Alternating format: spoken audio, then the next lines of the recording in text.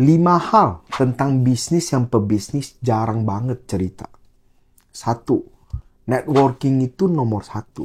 Mungkin bagi yang bukan pebisnis, pasti merasa pebisnis itu terlalu melebih-lebihkan. Yang namanya networking itu nomor 1. Tetapi buat kalian yang berbisnis sudah sangat lama dan sudah berbisnis di banyak banget bidang, kalian pasti sadar bahwa networking itu sangat penting, atau yang namanya koneksi itu sangatlah penting. Ambil contoh, kalau kita mau ngambil sebuah barang dari pabrik, kita itu mungkin kalau mau mengajukan kita itu jadi distributor, itu akan sangat susah setengah mati. Tapi lain cerita kalau pemilik pabriknya ini adalah adik ipar kita atau saudara kita. Mungkin nggak usah pakai MOU, nggak usah pakai bank garansi, kita langsung dikasih gitu loh. Jadi makanya itulah alasan kenapa koneksi itu sangat penting.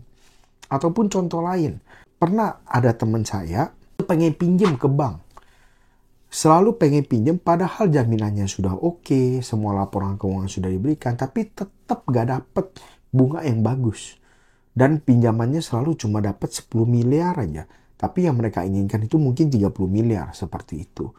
Nah, tetapi ya, karena salah satu teman kita ternyata naik jadi salah satu petinggi di bank, itu akan dengan sangat mudah untuk mendapatkannya. Karena mereka bisa bantu dengan analis. Itulah yang namanya koneksi. Kalau lu punya koneksi, lu akan jauh lebih dipercaya. Karena ada yang ngereferensiin dan ada yang menjamin. Kira-kira seperti itu. Jadi itulah alasan kalau lu mau sukses, lu butuh yang namanya bagusin koneksi kamu. Jadi selalu kamu jaga pergaulan kamu jaga relasi kamu, dan kamu jaga koneksi kamu. Kedua, terkadang bisnis yang biasa aja, untungnya lebih banyak daripada bisnis yang kelihatannya mewah. Nah, ini juga orang tuh gak nyangka. Kadang toko yang kelihatannya lusuh, biasa aja, kayak cuma toko kopi biasa. Ternyata supply-nya bisa supply sampai ke luar negeri, supply sampai kafe-kafe di seluruh Indonesia seperti itu. Nah, untuk bisnis-bisnis seperti ini memang sangat memungkinkan. Biasanya bisnis kayak gini, itu bisnis adalah bisnis kepercayaan dan integritas. Jadi mereka itu di toko, mereka gak harapin yang namanya customer itu walk in ke toko. Karena semua customer itu sudah by phone, sudah melalui telepon, sudah percaya gitu loh. Karena udah berbisnis puluhan tahun juga. Jadi mereka kalau butuh barang, butuh order, mereka itu butuh dikirim, mereka tinggal telepon. Dan begitu dibukakan nota, mereka transfer, tinggal dikirim. Nah, biasanya integritas ini dipupuk bertahun-tahun selama puluhan tahun. Jadi kadang-kadang toko yang kelihatannya keren banget, bangun di ruko dengan desain yang luar biasa, omsetnya bisa kalah dengan toko-toko yang biasa banget, yang cuma dijaga 2 orang, 3 orang, tetapi di belakangnya itu udah ada yang namanya integritas bertahun-tahun selama puluhan tahun. Ketiga, buat pebisnis-pebisnis yang sangat-sangat sukses, kadang mereka itu punya beberapa lini bisnis itu bukan untuk untung, tetapi serta-merta hanya untuk kelihatan keren. Salah satunya itu bisnis perhotelan atau bisnis hotel.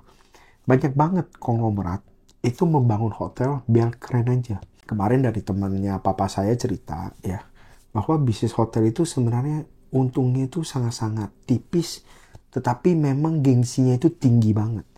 Jadi kalau kita bisnis hotel, yang namanya hotel 8 tahun sekali biasanya akan yang dilakukan namanya peremajaan. Jadi semua keuntungan selama 8 tahun bisa sampai 80% kita habiskan hanya untuk peremajaan. Nah, ini yang membuat bisnis hotel itu gak semuanya itu untung. Banyak itu konglomerat bisnis hotel itu hanya untuk kelihatan keren. Ataupun bisnis kafe, bisnis restoran. Itu juga beberapa bisnis yang sebenarnya ada beberapa konglomerat itu cuma biar kelihatan keren aja. Jadi kalau seandainya teman-teman datang dari luar kota, bisa diajak, yuk nongkrong di kafe gua, yuk makan di restoran gua, seperti itu. Tetapi itu memang wajar banget. Jadi gak usah kaget, karena setelah kita sukses dalam bisnis lain itu kadang-kadang sebagai hobi aja. Jadi gak salah kalau menghabiskan duit, asalkan hobinya masih hobi yang lurus-lurus saja. Keempat, seorang pebisnis yang sukses harus berani delegasiin pekerjaannya. Ambil contoh, kalau kita pinter char kway teow, bikin kue tiaw goreng, atau bikin nasi goreng. Mungkin kita pikir kalau kita ajarin karyawan kita, nanti karyawan kita buka sendiri. Kalau kita ajarin orang lain, nanti orang lain ngerti, mereka akan buka sendiri. Kalau pemikiran kita seperti itu terus, kapan kita baru bisa maju? Jadi kita gak akan mungkin bisa bertumbuh menjadi bisnis multinasional atau bisnis dengan berbagai cabang. Paling mentok-mentok sehari kita kalau masak sendiri bisa berapa porsi? 500 porsi, tangan kita udah hampir putus. Jadi mau gak mau, kalau kita mau bisnis kita berkembang, kita harus berani yang namanya delegasiin.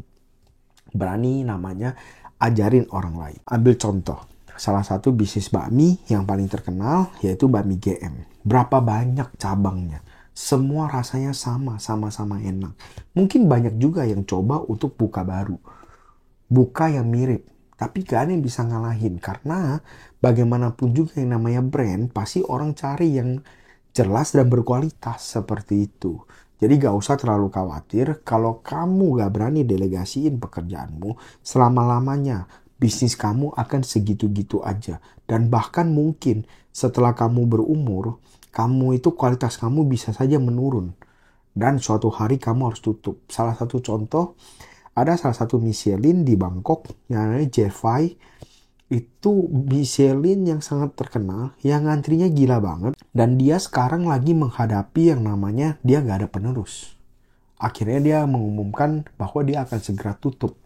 Nah itu yang akan menjadi masalah. Dan yang terakhir, sebenarnya biasanya pebisnis gak akan langsung serta-merta sukses.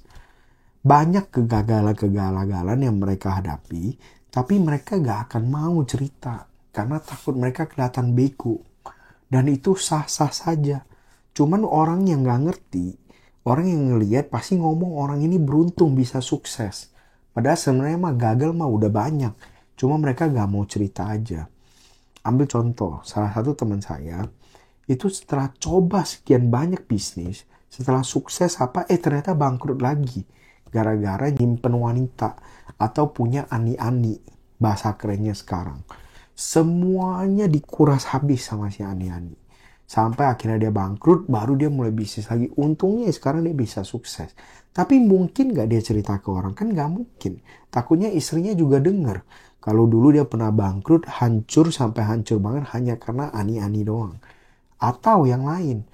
Ada orang yang bisnis, setelah bisnis, ternyata dia itu pernah nyogok bagian pembelian dari perusahaan lain. Istilahnya kena balasannya gitu loh. Dia merugikan perusahaan orang lain, bisnisnya bangkrut. Nah, cuman kalau dia cerita kan kelihatan jadi bego. Jadi kalau kita mau tahu kisah sukses yang sebenarnya sukses itu gak serta-merta datang. Banyak juga kegagalan-kegagalan yang pebisnis hadapi, tetapi pebisnis memilih untuk tetap diem dan gak mau cerita karena takut kelihatannya bego. Kalau kalian merasa video ini berguna, share dan subscribe channel saya. Thank you.